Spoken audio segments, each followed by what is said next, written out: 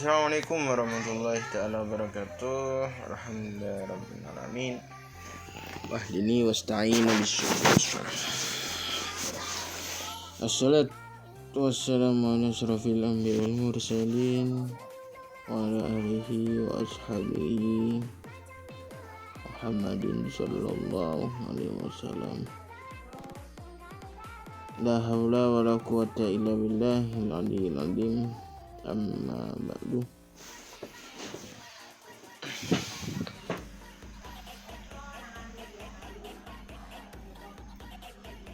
Terima kasih teman-teman yang sudah mampir saya ucapkan. Kali ini kita akan membahas tentang fraud, ya, fraud prevention.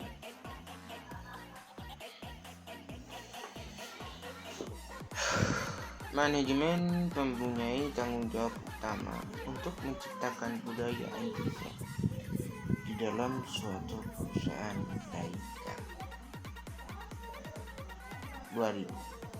Menjelaskan bahwa kunci pencegahan fraud pada setiap perusahaan berhubungan dengan pengembangan perbaikan sistem efektif. Fondasi sistem seperti itu adalah filosofi manajemen yang sensitif terhadap proses. Unsur utama sistem tersebut berupa perekrutan staf secara seksama, integritas budaya, dan pencegahan kerugian di dalam organisasi, dan pengauditan secara teratur dalam transaksi oleh audit internal. Dari berbagai hasil survei yang sudah pernah dilakukan, menemukan bahwa fraud pada umumnya dilakukan oleh karyawan dan manajemen organisasi dibanding oleh orang luar. Seperti survei yang dilakukan oleh KPMG 2004 menemukan bahwa hanya 32% fraud dilakukan oleh para pihak di luar organisasi. Selebihnya sebanyak 60-80% dilakukan oleh karyawan dan manajemen organisasi.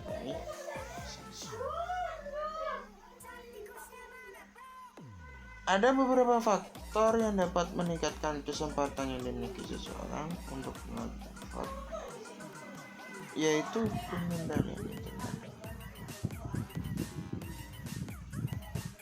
Ketidakmampuan dalam menilai ekuitas kerja, kualitas kerja tidak ada, kurangnya akses terhadap informasi, dan kurangnya untuk melakukan Tuan Kota 2019. Jadi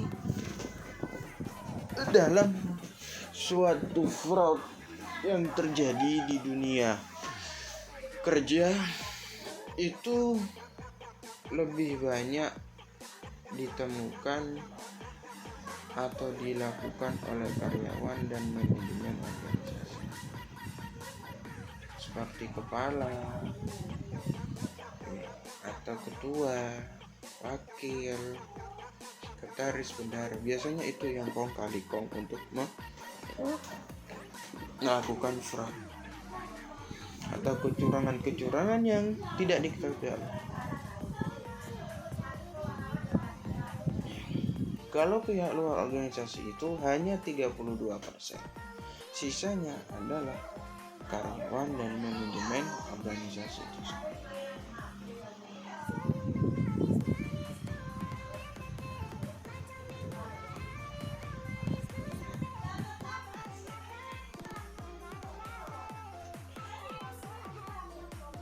Lalu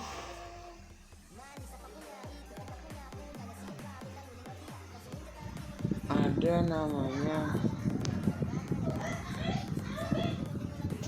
manajemen dituntut untuk memiliki tanggung jawab yang lebih besar untuk memastikan bahwa potensi kecurangan bisa dicegah seminimal mungkin. Langkah-langkah yang harus diambil sebagai tindakan pencegahan terhadap fraud. Yang pertama yaitu menciptakan budaya kejujuran, keterbukaan, dan asistensi, atau creating a culture of honesty, openness, and assistance. Yang kedua, menghilangkan kesempatan untuk berbuat curang, eliminating opportunity over fraud. atau tidak memberikan kesempatan atau peluang untuk terjadi. Nah, berikut adalah bentuk pencegahan fraud ya, yaitu membangun struktur pengadilan intern yang baik, mengefektifkan aktivitas pengandalian, meningkatkan kultur organisasi, mengefektifkan fungsi internal audit. Ya. Ini hanya 4 contoh, bisa ada lainnya juga ya. Misal fraud itu terjadi karena apa? Yang pertama itu kan karena adanya tekanan ya.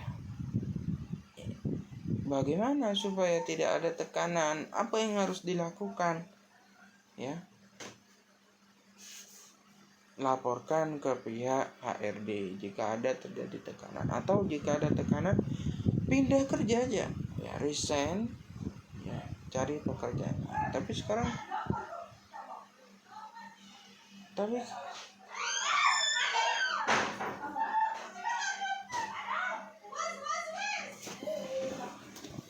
apa bang?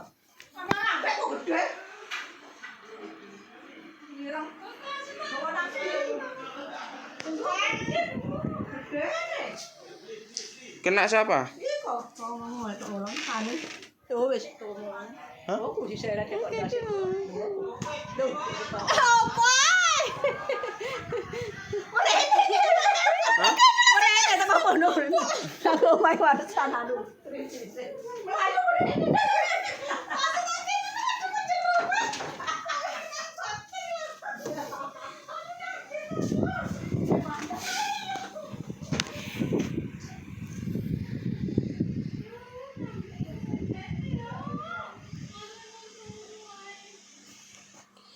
Jadi membangun struktur pengendalian intern yang baik itu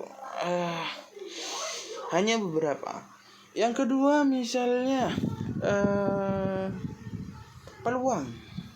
Bagaimana cara mengatasinya? Jangan diberikan peluang. Bagaimana dengan cara tidak memberikan? Memperketat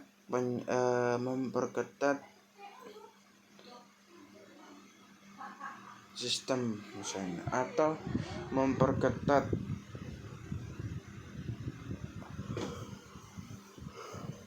atau perhitungan terhadap pengeluaran kas ya.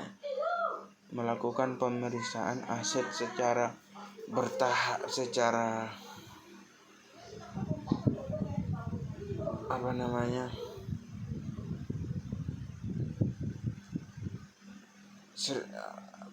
sering dan sebagainya.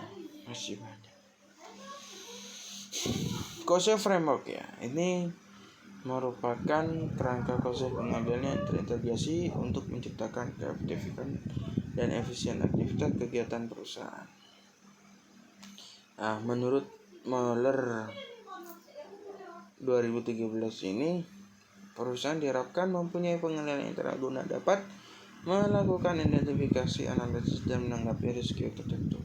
Menurut Kisu dalam jurnal penelitian Ubaidillah dan Fatima 2019, fraud merupakan tindakan tidak jujur yang dilakukan oleh karyawan menghasilkan manfaat pribadi bagi pelakunya. Manajemen pun harus membuat penilaian inovatif pada setiap bidang yang memungkinkan kecurangan terjadi. Antisipasi fraud melalui proses internal control yang dilakukan untuk melindungi aset perusahaan serta memastikan kepatuhan pada hukum dan peraturan yang berlaku merupakan langkah menjalankan kegiatan operasional perusahaan untuk mencegah adanya kecurangan atau penyalahgunaan. Kasumawati dan Pramuki 2021. Jadi perusahaan juga harus memiliki pengendali internal ya, yang ketat. Dengan adanya pengendali internal ini bisa misalnya ada kecurangan bisa langsung terdeteksi. Itu sangat penting sekali. Tapi biasanya